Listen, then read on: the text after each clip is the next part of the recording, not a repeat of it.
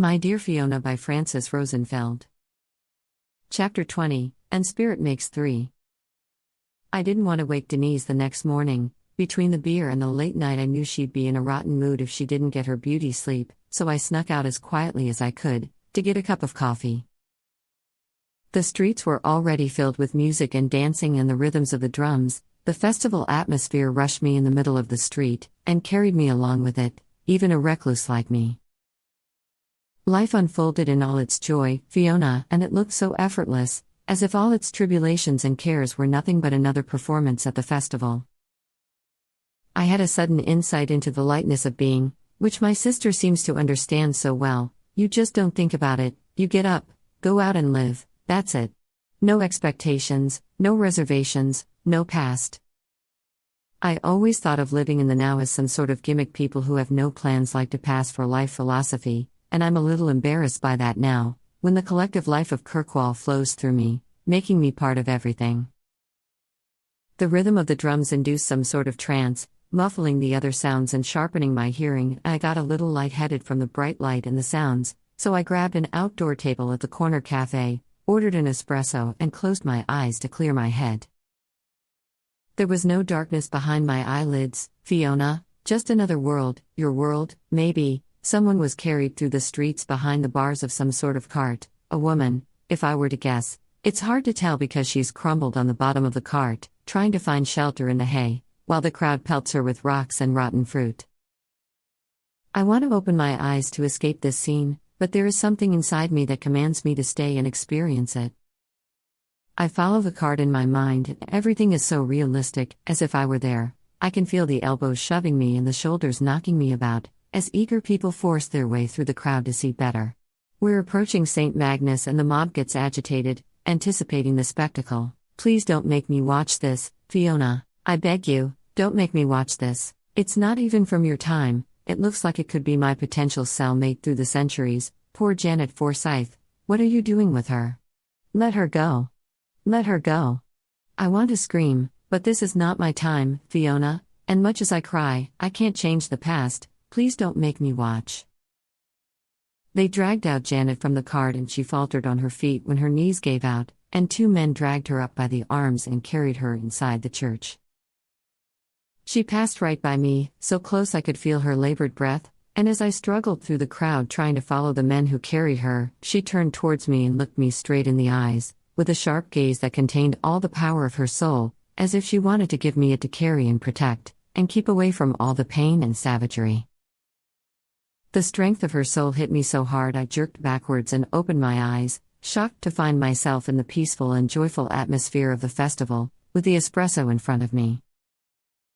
The server probably thought I fell asleep sitting and didn't want to wake me. How mortifying. I feel a little strange now. I don't know if it's the hangover from last night, even if I only had one beer, or staying up late, or the white nights. I feel the same, but bigger somehow, still dizzy but filled with power, newborn behind my eyes and watching this life for the first time. Can I get you anything else, miss? I'm sorry? I looked so confused. The server gave me a strange look and told me she'd return later. How is this possible, Fiona? Much as I tried to rationalize it, there is no plausible explanation for these experiences, which were a part of my life as far back as I can remember, and maybe it's time to admit that I am. Oh, how I avoided this label, a medium. I could never adjust to the term, and never mention it out loud. These are experiences you don't discuss. What would be the point? Who would believe me, or care, that I had a seminal moment with a condemned witch who died 4 centuries ago? Why waste breath talking about it, anyway? How nice of you to abandon me in the room alone, Denise brooded from behind and dropped into one of the chairs with noise, to make her point. You should talk, I retorted. Did you get me anything? She asked, and watched me shake my head no. I want coffee, and sandwiches, and fruit. I'm starving.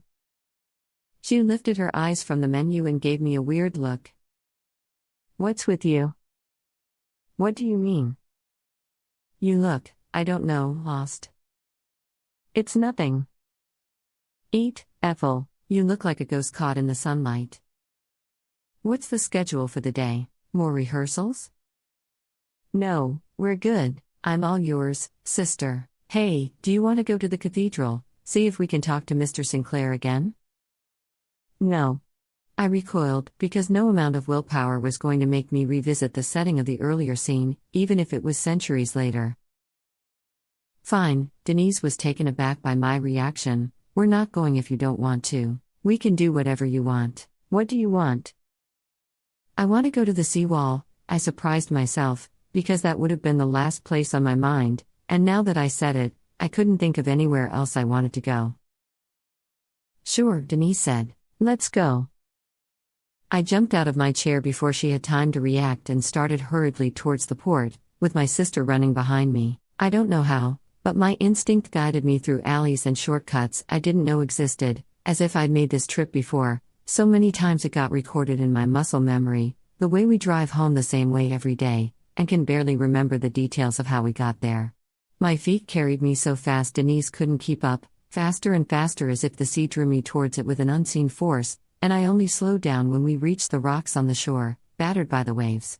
I stopped, looking into the distance for a boat, maybe, as I did before, many times, so many times, until my heart went dry and my eyes blurry, and I couldn't see straight through the tears. Louise, what's wrong? Denise grabbed my arm, seriously worried. Nothing, it's nothing. Please, I just need a moment. I'll be fine. Denise didn't comment. She just sat me down on the edge of the seawall and held me while I sobbed uncontrollably for absolutely no reason at all. The tears lifted the weight off my heart and the breeze carried it out to sea, past the horizon. We can go now, I turned towards my sister, smiling. She didn't ask me, still freaked out by my episode, because she didn't want whatever it was to turn worse, but I answered her unasked question anyway, to reassure her. I released her. I'll be fine now. Released who? I think I had a guest, from another time. Denise was still probing me, unconvinced, not knowing what to do, so I reminded her she wanted to listen to the drummers, and I knew where to find them. You owe me breakfast. I had to run after you and didn't get a single bite, and I want something warm. A scone, maybe? I nodded and guided her forward, and for the life of me, as I walked behind her, it was as if I've never seen the road that brought us there before. May the sea bring you rest, Janet. I hope you can finally find peace. I sent a quiet thought to my unexpected passenger, and it made Denise turn around. Did you say something? She stared me straight in the eyes, and I felt exposed, wondering if there was any piece of Janet left that her scrutiny might reveal. No. No, I didn't say anything. Not out loud, anyway. I could swear I heard you talking to somebody. Jenny? Jana? Listen, Ethel, you're going full basket case and you're dragging me with you. I feel like I'm hearing voices now.